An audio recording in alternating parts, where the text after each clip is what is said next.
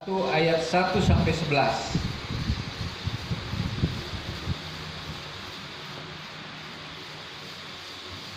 Yang sudah dapat katakan ini dia. Ini dia. Ayat pertama saya, kemudian bergantian kita sampai dengan ayat 11. Demikian firman Tuhan. Hai Theophilus, dalam bukuku yang pertama, aku menulis tentang segala sesuatu yang dikerjakan dan diajarkan Yesus Sampai pada hari ia terangkat. Sebelum itu ia telah memberi perintahnya oleh Roh Kudus kepada rasul-rasul yang dipilihnya. Kepada mereka ia menunjukkan dirinya setelah penderitaannya selesai. Dan dengan banyak tanda ia membuktikan bahwa ia hidup. Sebab selama 40 hari ia berulang-ulang menampakkan diri dan berbicara kepada mereka tentang kerajaan Allah. Pada suatu hari ia makan bersama-sama dengan mereka. Ia melarang mereka meninggalkan Yerusalem dan menyuruh mereka tinggal di situ menantikan janji Bapa. Yang demikian katanya, telah kamu dengar daripadaku. Sebab Yohanes membaptis dengan air, tetapi tidak lama lagi kamu akan dibaptis dengan Roh Kudus. Yesus terangkat ke sorga. Maka bertanyalah mereka yang berkumpul di situ, Tuhan, maukah Engkau pada masa ini memulihkan kerajaan bagi Israel? Jawabnya, engkau tidak perlu mengetahui masa dan waktu yang ditetapkan Bapa sendiri menurut kuasanya. Kamu akan menerima kuasa kalau Roh Kudus turun ke atas kamu, dan kamu akan menjadi saksiku di Yerusalem dan di seluruh Yudea dan Samaria dan sampai ke ujung bumi. Sesudah ia mengatakan demikian, terangkatlah ia disaksikan oleh mereka, dan awan menutupnya dari pandangan mereka. Ketika mereka sedang menatap ke langit, waktu ia naik itu, tiba-tiba berdirilah dua orang yang berpakaian putih dekat mereka. Sama-sama. Dan berkata kepada mereka, Hai orang-orang Galilea, mengapakah kamu berdiri melihat ke langit? Yesus ini yang terangkat ke surga meninggalkan kamu akan datang kembali dengan cara yang sama seperti kamu melihat dia naik ke surga. Amin. Amin. Yang jauh pembacaan firman Tuhan, kita yang berbahagia apabila kita terus merenungkan firman Tuhan itu siang dan malam dan melakukannya dalam kehidupan hari lepas hari. Haleluya. Haleluya. Amin. Puji Tuhan. Saudaraku yang kekasih, kita baru saja merayakan hari kenaikan Tuhan Yesus ke sorga. Ya. Lengkap ya, ke sorga. Ya. Kan hari kenaikan naik kemana? Ya. Tetapi ke sorga. Satu dimensi di mana di sanalah ada Bapa, ada Anak, ada Roh Kudus yang tidak dapat dipisahkan satu dengan yang lain. Dia ada di dalam kerajaannya karena dia dikatakan sekarang dia duduk di sebelah kanan Allah Bapa, ya. Di dalam kisah para rasul ada kisah tentang Stefanus, ya. Stefanus melihat Yesus bagaimana, saudara? Waktu dia dianiaya, kemudian dia melihat cahaya dari langit dan dia melihat siapa? Dia melihat Yesus. Yesus duduk atau berdiri? Yesus berdiri melihat dia. Artinya, tadi kan dia bilang Yesus kembali duduk di sebelah kanan Allah Bapa. Tapi waktu dia lihat anaknya yang begitu percaya kepada dia, Stefanus begitu percaya, sehingga di dalam ketaatannya, nyawanya dia tidak pikirkan. Ya. Bahkan aniaya yang dia alami tidak membuat dia aduh sakit, tidak. Justru dia melihat Yesus berdiri. Orang kalau ada tamu, ya, ada presiden atau apa, orang mesti berdiri. Ya. Tamu agung apa, raja atau apa, berdiri. Yesus menghormati orang-orang yang taat kepada dia. Amin, saudara. Makanya kita harus hidup taat. Haleluya. Makanya kita harus hidup taat. Kalau kita taat kepada dia, dia sangat menghormati kita. Amin, saudara. Nah, saudara yang kekasih, waktu Yesus naik ke surga, memang ini tidak dirayakan dengan besar-besaran ya. Hari Kamis kemarin ya, dia tidak dirayakan dengan gegap gempita seperti kita merayakan Natal. Tapi ini satu peristiwa yang sangat penting di dalam kehidupan orang-orang percaya. Karena pada waktu Yesus memenangkan peperangannya dengan kuasa kegelapan, memegang kunci kerajaan maut, sehingga maut tidak berkuasa lagi atas dia, juga atas semua orang-orang percaya.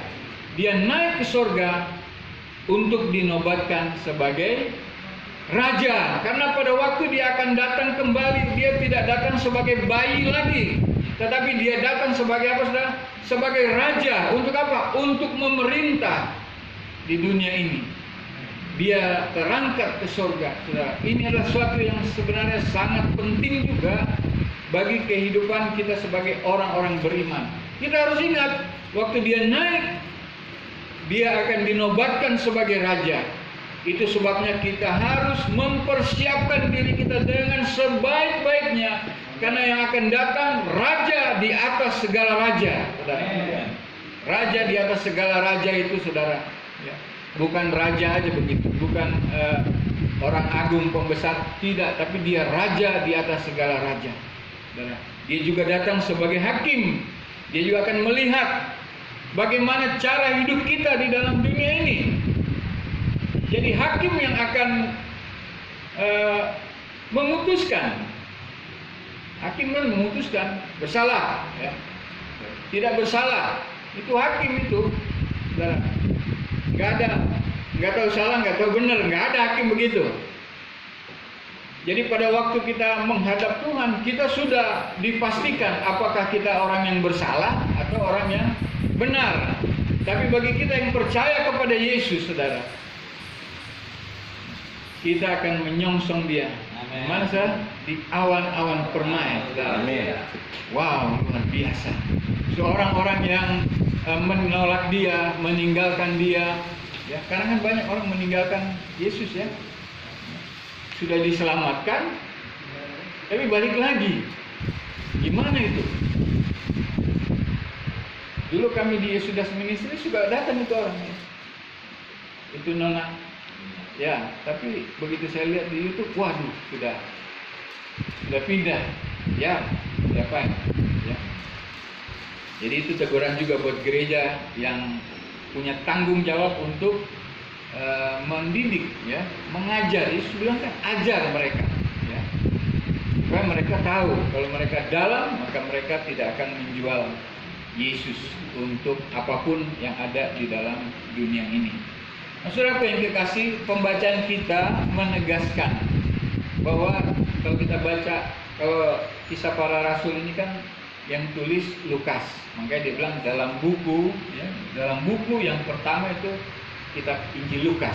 Nah, ini buku yang kedua yang dia tulis kepada Theophilus, ya, seorang pembesar yang ada pada waktu itu. Tapi akhirnya ini dikanonisasi, dijadikan sebagai Alkitab Firman Tuhan. Nah, di sini ditegaskan bahwa dan juga didukung oleh Injil Yohanes bahwa kepergian Yesus ke surga membawa banyak manfaat atau membawa banyak pengharapan buat kita orang-orang percaya yang hidup di dalam dunia ini. Bahwa pada waktu dia naik ke surga, dia bilang adalah lebih baik jika aku kembali kepada Bapa, supaya apa, saudara? Pribadi Roh Kudus itu diutus ke tengah-tengah kamu.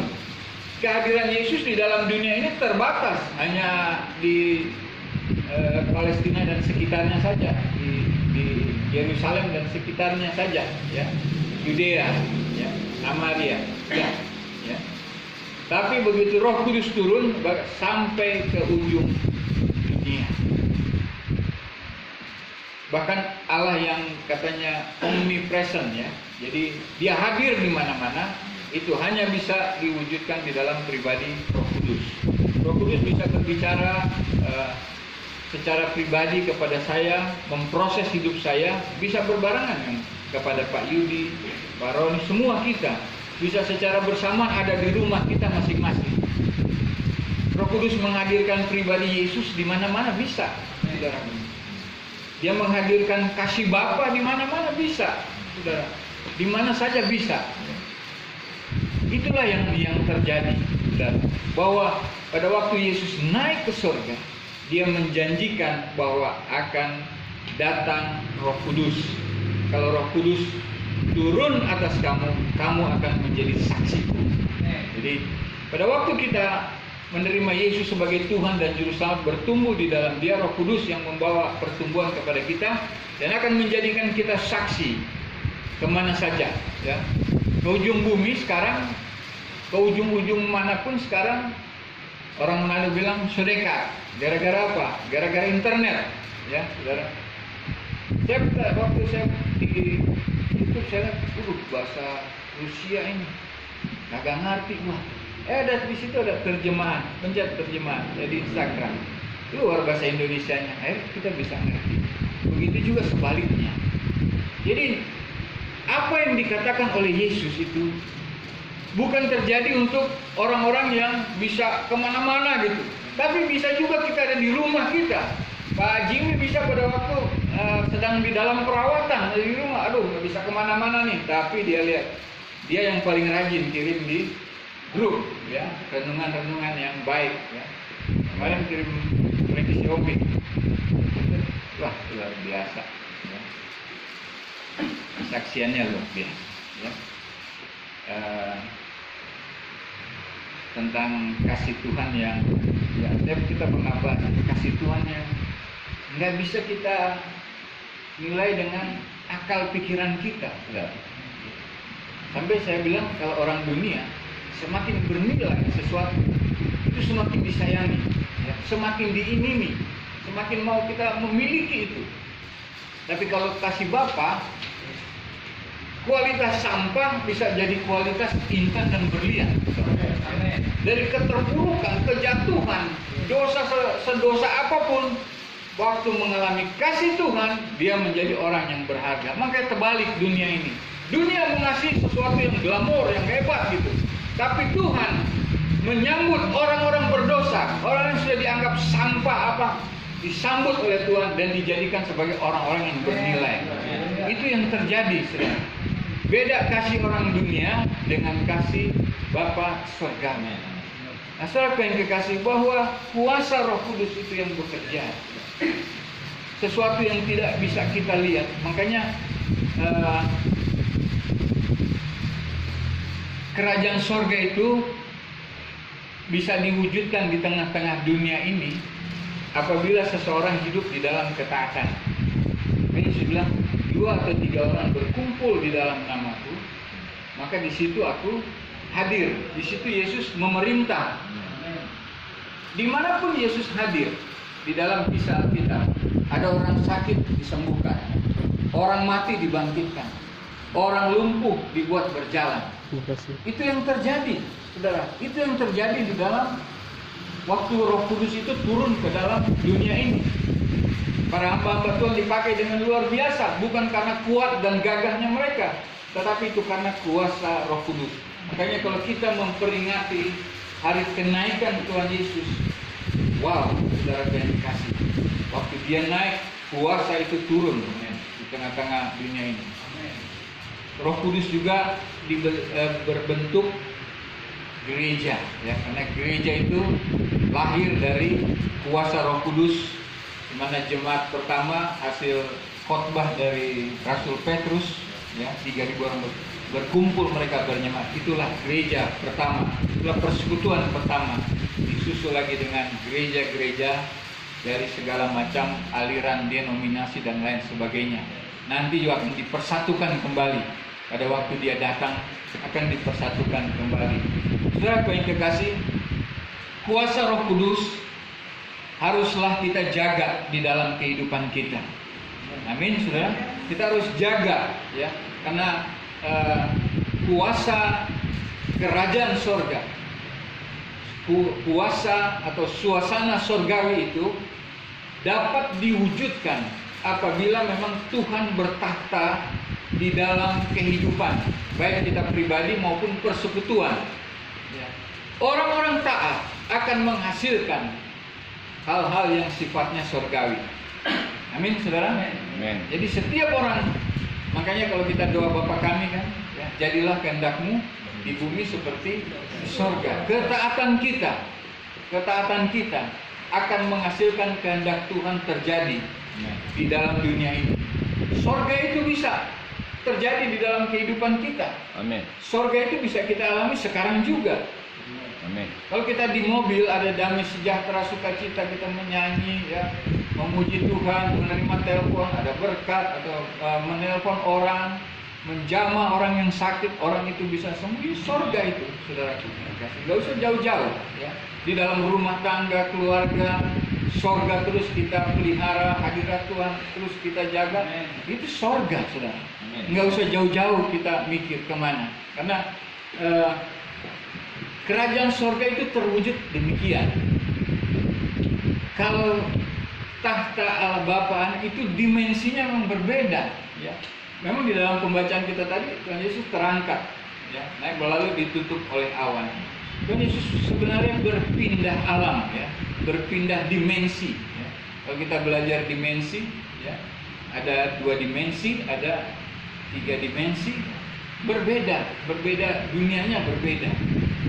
Disitulah Tuhan kan berada, berbeda. Tapi karena itu adalah kerajaan roh, meskipun dimensinya berbeda, dia bisa hadir. Dia bisa hadir di tengah-tengah kita. Pada waktu kita memuji, memuliakan nama Tuhan, ya. Anak saya tadi ke gereja, satu gereja, dia bilang, "Pak, hari ini Pak, gerejanya Pak Wela Kauntu, ya, dia bilang hari ini belajar tentang itu katanya kerajaan sorga." Wah, bilang hebat juga, kerajaan sorga itu bisa dinyatakan melalui puasanya. Memang tidak kelihatan, tetapi kita mengalami. Makanya Tuhan bilang bumi penuh kemuliaan. Artinya kalau semua sudah selesai, bumi ini penuh kemuliaan, maka yang berkuasa adalah kerajaan sorga. Waktu kerajaan sorga, kemudian kerajaan sorga memerintah di bumi ini, maka akan terjadi yang namanya langit yang baru dan bumi yang baru.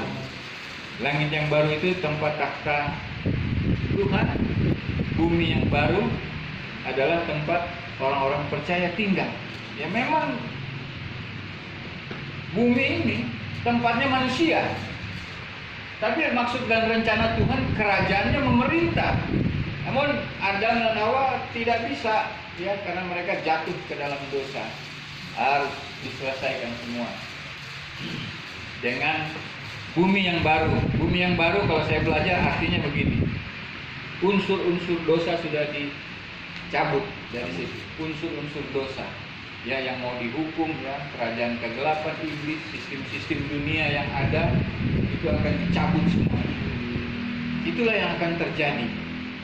Makanya kita orang-orang percaya ini untuk menyikapi waktu kita merayakan hari kenaikan Tuhan Yesus, ya harus kita sikapi dengan begini, bahwa Yesus meninggalkan kuasa kepada kita. Ada kuasa yang harus bekerja di dalam diri kita. Kita tidak tinggal diam begitu. Waktu kuasa ada dalam diri kita, kita harus menjadi saksi Tuhan. Kemana-mana, Ibu Gembala, kemana-mana melayani, menjadi saksi Tuhan. Kita juga, ya. Pak siapa tadi? Pak Silalahi. Ya. Kalau bukan Roh Kudus yang bekerja, nggak ada di sini Bapak kita. Roh Kudus bekerja lewat Facebook, ya. Tahu sudah ada di sini. Puji Tuhan. Hal yang kelihatannya mustahil tidak mustahil buat Tuhan. Pasti Tuhan punya rencana untuk pertemuan ini. Amin. Ada satu tanggung jawab. Jadi kenaikan Tuhan itu ada satu tanggung jawab, karena Tuhan tidak meninggalkan kita, katanya yatim piatu, ya. Dia tetap mengirimkan pendamping. Nah, pendamping itu kuasa. Roh Kudus itu kuasa. Harus kita gerakkan dari dalam kehidupan kita supaya kita menjadi saksi. Rasul-rasul menjadi saksi, murid-murid Tuhan menjadi saksi kemana-mana, sehingga berdiri di mana-mana gereja Tuhan. Itu karena kuasa Roh Kudus. Nanti kita akan rayakan itu. 10 hari setelah kenaikan akan turun Roh Kudus, nanti kita akan bahas lebih jauh lagi. Amin. Nah, saudaraku yang kekasih, yang berikutnya adalah ini di dalam hal kita menyikapi hari kenaikan Tuhan Yesus, ya. Pergi untuk kembali, ya, pergi untuk kembali. Bagaimana kita menyikapi? Yang pertama tadi ada kuasa. Sikap kita bagaimana? Kita bertanggung jawab untuk menjadi saksi. Saudara yang dikasih, di dalam perumpamaan 5 gadis yang bijaksana, 5 gadis yang bodoh. Itu juga berbicara tentang kedatangan Tuhan Yesus. Apa yang harus dipersiapkan oleh ke-10 gadis ini adalah apa, saudara? Pengiring mempelai ini, minyak. Minyak harus tetap tersedia. Minyak jangan sampai kehabisan. Itu juga bicara tanggung jawab, saudara. Minyak itu biasanya di dalam Alkitab melambangkan apa, saudara? Roh Kudus, ya. Minyak itu berarti Roh Kudus. Jadi supaya kita tetap menjadi terang di dalam dunia ini, supaya kita tidak menjadi orang-orang gelap, saudara, kita harus tetap memelihara minyak kita, supaya kita jangan kehabisan minyak. Kalau kita kehabisan minyak, maka keberadaan kita akan ditolak pada waktu mempelai pria itu tiba untuk menjemput mempelai wanita. Ditolak, saudara. Mau nangis seperti apapun, tidak akan bisa kita masuk ke dalam pesta jamuan mempelai pria berjumpa dengan mempelai wanita dipersatukan. Kita tidak akan bisa. Maka kita harus tetap jaga, ya, supaya Roh Kudus itu tetap ada di dalam diri kita. Kita tidak bisa menolak apa yang Roh Kudus tuntun dan bimbing di dalam kehidupan kita. Amin. Roh Kudus akan selalu menuntun. Yesus bilang gini, kalau kamu menolak aku, jalan untuk kamu selamat masih ada. Tapi kalau kamu menolak Roh Kudus, tidak ada lagi jalan untuk kamu memperoleh keselamatan. Itu sebabnya sangat penting, saudara, supaya api kita tetap menyala. Roh Kudus, minyak kita tetap tersedia. Amin. Bagi kehidupan kita. Tidak bisa tidak, saudara. Karena kita akan tahu nanti ada kesempatan kita tidak manfaatkan, kita akan rugi sendiri. Mempelai akan tetap datang, ya. Kapan waktunya kita nggak tahu, tapi mempelai itu pasti datang, ya. Dia datang pasti, Amin. saudara. Yesus pasti datang ke dalam dunia ini. Jangan kita ada di dalam. Sekarang kan gampang sekali, saudara, orang untuk tidak percaya kepada Tuhan. Terus sekarang tahu nggak, banyak hamba-hamba Tuhan sekarang lagi perang di dunia sosmed, ya. Yang satu bilang apa, Trinitas itu sesat, yang satu bilang oneness itu yang benar. Udah macam putar-putar. Akhirnya ketahuan ini pakai duit ini pakai duit, udah macam-macam. Padahal pendeta-pendeta terhormat itu. Pendeta udah mulai menghakimi. Jadi ada perang besar sebenarnya yang terjadi. Karena sosmed ini ada, ini perang yang begitu besar. Ya. Bagaimana mempersiapkan minyak kalau begitu, saudara? Kalau konsentrasi mereka siang malam, saudara, untuk berperang dengan sesama hamba Tuhan, untuk mengadakan Zoom meeting apa semua, tujuannya untuk apa? Melawan apa yang dituduhkan kepada dia. Itu banyak kan, sampai masalah-masalah yang sangat mesum itu naik, saudara. Ada di YouTube itu. Bagaimana ini bisa terjadi, saudara yang dikasih? Kalau sudah kehabisan minyak bisa seperti itu, saudara. Sudah tidak mau dituntun lagi oleh Roh Kudus. Sudah membiarkan Roh Kudus minyak itu habis di dalam dirinya. Dia tidak memakai kuasa Roh Kudus lagi. Karena mungkin sudah nyaman, ya, sudah punya banyak jemaat, sudah punya mewah, mobil mewah, pokoknya semua mewah-mewah itu. Jadi mereka bungkuslah dengan segala macam cara supaya terjadi pembenaran. Buat saya, kita harus hati-hati. Kenapa? Kita harus tetap menjaga Roh Kudus itu tetap ada di dalam diri kita. Dengan cara apa? Kita bergaul akrab dengan Tuhan, bergaul akrab dengan Yesus. Karena kalau kita berseru kepada Yesus, Roh Kudus akan membawa kita. Kita dengan air mata kita saja, saudara. Roh Kudus tahu sekali untuk dia. Dia akan menghadirkan pribadi Yesus di dalam diri. Kita butuh seorang Bapa, dia akan menghadirkan Bapa Sorgawi di dalam kehidupan kita. Kita butuh seorang pendamping buat kita, dia akan hadir. Tetap bergaul akrab dengan Tuhan. Sehancur-hancurnya hidup kita, sesulit-sulit apapun hidup ini, jangan kita tinggalkan Roh Kudus. Jangan kita tinggalkan persekutuan kita dengan Tuhan. Tetap pelihara supaya minyak itu tetap ada di dalam kehidupan kita. Roh Kudus harus tetap ada supaya kita tidak menyesal, saudara. Kalau tutup pintu, sudah ketok-ketok juga. Aku kan sudah melayani ya, aku kan sudah baptis orang ya, aku kan sudah memberkati orang. Kata yang jaga, pergi, aku nggak kenal kamu. Maklum, berbahaya. Iya, saudara.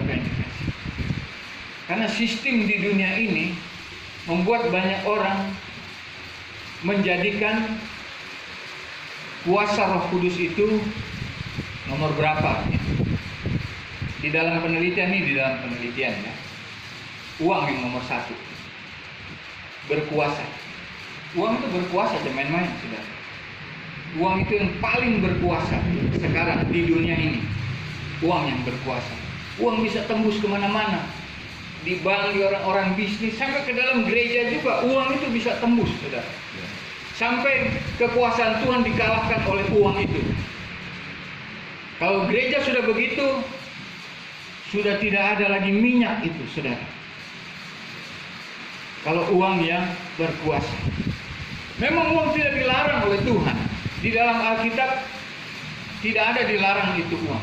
Tapi saudara yang kekasih, yang Tuhan percayakan kepada kita adalah kuasa pengelolaan, bukan kepemilikan. Nah, waktu kita memiliki, maka kita berkuasa atas apa yang kita miliki. Tapi kuasa untuk mengelola itu, ya mengelola saja, kelola menurut kerajaan surga, dan tidak diajarkan di dalam Alkitab uang itu untuk menguasai sesama, tidak, saudara. Tapi yang diajarkan oleh Tuhan tata kelola berkat dengan sebaik-baiknya. Tata kelola. Semua yang ada di rekening kita, semua apa yang dititipkan oleh Tuhan itu adalah barang titipan. Barang titipan. Saya senang sekali Oma bersaksi, ya sudah pergi orangnya, tidak hancur hidupnya, tidak hancur hatinya, tapi Oma tetap memuji Tuhan. Karena tidak berkuasa itu di dalam kehidupan Oma.